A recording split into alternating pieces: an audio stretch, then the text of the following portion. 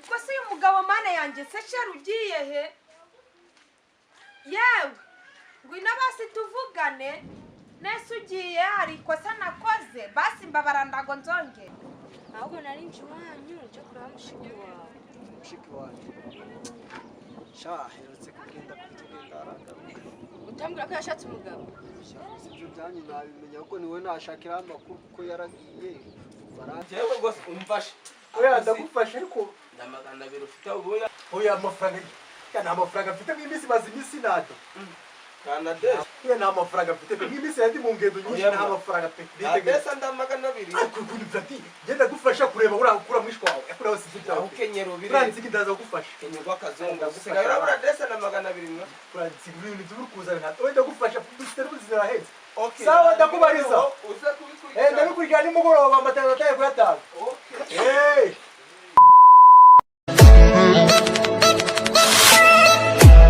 Umva nzakwica wowe. Amakarisi yanjye nagwaye ndagoye apfubije.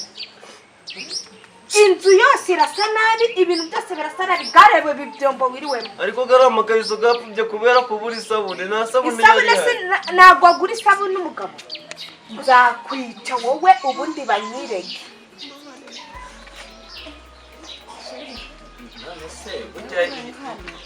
Iyo ndahari ni ibyo ngibyo mwembi mwa muri mbo. Oya twe turi kuganira ariko ndamukunda uno mwana. Tureba ko atangiye no kumenya koza ibyo. Rura niko rukundo. Oya nta rwango mufitiye. Sha wajya witonda mwana wa mama. Simba ndi kwigisha umwana akazi. No kumwigisha. Ndamubaza ikindi. None se iyo ndari hano ni ibingibi mwirirwamo. Nukuri kw'Imana mbesheri una mwana ndamukunda. None se niba umukunda reba ukuntu ubumfashe mu muhogo ubyumwica. Ndahoya hariya umwana ura mwana nakubwiye umufata nguwawe mufate nguwawe ntago. Oya bibonye nabi ntago nandi kumuniga. Nabibonye neza. Nandi gukora umupira neza. Amaso ngira ntago nandi kumugirira umupira neza. Oya umva ntago ibyo ngibyo ntago ari byiza ura mwana niba utamushaka sibyo mujyana handi. Ntago gufasha akazi. Nta kibazo ariko buri. Sawa. Ubwo ndi gukubona nyine. Ubwo ndi gukubona. Iki kibazo? Umva cyuko je mujyane kwanza nari mujyane hari ubwo se ari ubucuruzi dukorana ku buryo wamujyana nk'abafana. Ntukarakazwe n'ubusitoni sibyo niba nkubwiye ati umwana mufate neza nk'uwawe sifata umwana wese nk'uwawe. None ndabura kwigisha umwana imico myiza. Sawa nta kibazo. Nzajyama n'umwana. Oya sawa nta kibazo basi sawa nari. Hey yawe.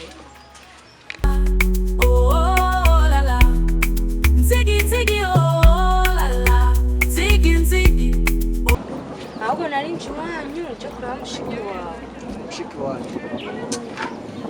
herutse kugenda kutugenda aragaruka. Utambwira ko yashatse umugabo?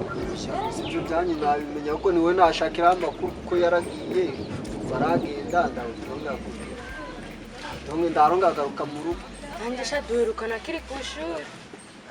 Ese ndahigeze ko bwaho naho yagiye nagato. Reka da kandi akumva nje kumureba hari amakuru nari mufitiye meza. Umva ni ikibazo nanjye sinzi hari telefone yavuyeho nera bari kumbamagara ari kumbwira nakomeje kumuhishira ibanga wenda hari nzinga zagaruka none dore by'umuri baye ntaraga. Uzi hari inshuti zaza nkenzi kenze nagufasha kumushaka uko wamenyera amakuru none ukajya umbwira tukabikurikirana ngamenya nimba mu rugo barambamagara ndabahereza hino raporo.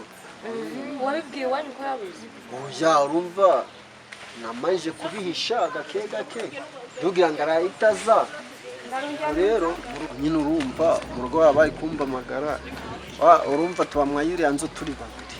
Urumva rero utamvuga ko mbamwayiriya nzu mu rugo kandi urabizi baba hanze byagorana. Aho ikiza nabwiye ati nabwiye ko ahari ikibazo yo bambamagaye ngo banaye bamuvugishe ndambwiye ko ari utuntu ndahugiyemo nyine nawe urabizi byo kwirengagiza.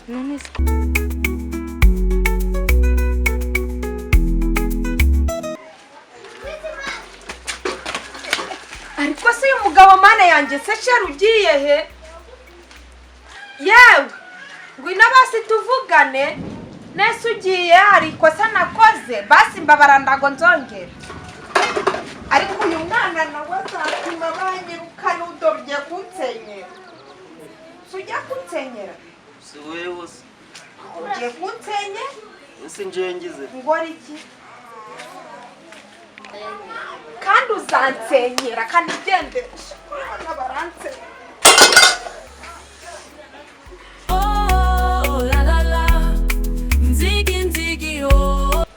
nese ko byaba bigoye.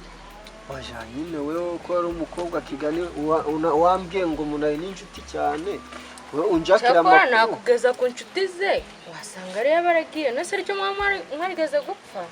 nda kibazo twapfuye sibishoni nyine usibye ibintu by'imirimo biraho byo twayashatse kugurisha ndi twabyumvikanaho neza ariko urumva yanafite gahunda yo kugenda wewe ikintu nakwisabira ugiye genda unjakire amakuru neza umbwire tuje ko twabigenze. Ibyo byo nzabigukora noneho rero reka mbe ntashye ndakeka bari no kunshaka mu rugo. Ndakibazo noneho rero reka mbe ngiye mu rugo.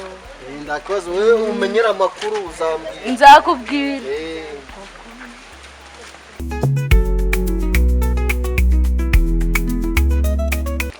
Hako nzigi bura mwimisi zigenda kwitegereza narumbude ariko iyo ukundeba mbona mike kera barandebaga bakambona mu Butare bakambona mu Bugwe none ubasigaye bambona kera nibaga kikiga muri Sarayi ari ukuntu nyine najya ndakubona we baratisha buranzigi twakuze tukuba ariko mwimisi n'abakora mwimisi zicyo wabaye be kuko nibuka ariko reka mubwire misi ni mibi ariko mu misi imbere bizacamo resi rero ngiye kubura akazi nakira cyana cyamfashaga akazi mu rugo nacyo narakibuze ariko cyanzinduye reka mbikubwire nakomeje gucisha mu marenga reka nkubwire wowe uziranye n'abantu benshi abanyamakuru bo kuri se byatsi kese nduza no kuri se mabuye ejo yari arangaha aya banyamakuru turazanye nta kibazo wavuga ko marike bura WhatsApp byike ku cyo wamburanyisha nawe rero mburaga kundangira kukanduka ka publicité kuri radio bakavuga ko nabuze umwana publicité kuko wabuterashaka no mu mudugudu hajya warashaki ewe navuye kwa mudugudu ngera no ku gisonga cye kimutwara sibo ngera no kuwungirije umutwara sibo haji wungirije umutwara sibo ni bamwitagi ubwo ni igisonga cye gisonga kimutwara sibo wasaba gutanga musenyi none urumva uko ndagize kwagira ibyo bese bwahamba utaramenyesha ko nawe rero wafite uragiye birabiru byo kwamamaza byo gushakisha ibintu byaje uko wamunyamakuru kuri radio mabuye yagiye ahamagara kuri radio mucanga ababazi ibintu byose kahibazi urumva aragufasha nge nagufasha numva nyine naho urumva ko ndako ndagize buragucya abaturanyi bazi ko ari nge bamwirukanye ariko shati nawe nge bamwirukanye gose nawe hangane kuba nta n'umugore ugira uri n'umupfaga umva nyine kamubwira ngewe ikintu cyo urambasha umfashe urabona mubona sibyo urabona ko haje urabona wowe witwaga naramwise Kajuga iwabo basize Kajuga rero baramwise Patrick ariko ngewe nahise ngira gutya Kajuga ni ikintu cy'ikikora cy'igicucu tere yawe nyine ndakurikije imirimo yawe yagiye tukiga muri Sarayi ari undi bara twibera witwaga Kajuga nuko utari kubyibuka neza ntabwo napfa kubyibuka umva rero kamubwira reka ngende ngewe gose umfashe oya ndagufashe ariko ndamagana biro ufite ubu yambaye oya amafaranga nta mafaranga mfite mw'imisi maze imisi nado Canada we nta mafaranga mfite mw'imisi yandi mu ngendo nyinshi nta mafaranga mfite ndesa ndamagana 2 ariko kundi mfati genda gufasha kureba urakura mwishwa wawe akura wose ibyawe ukenyero biri uranziki ndaza gufasha kenyerwa kazonga gusigaye urabura ndesa na 200 uranziki ibintu by'urukuza nta wenda gufasha dufite n'ubuzima heza sawa ndakubariza uza kubikurikira ndabikurikira nimugoroba amatara ataye kuyatanga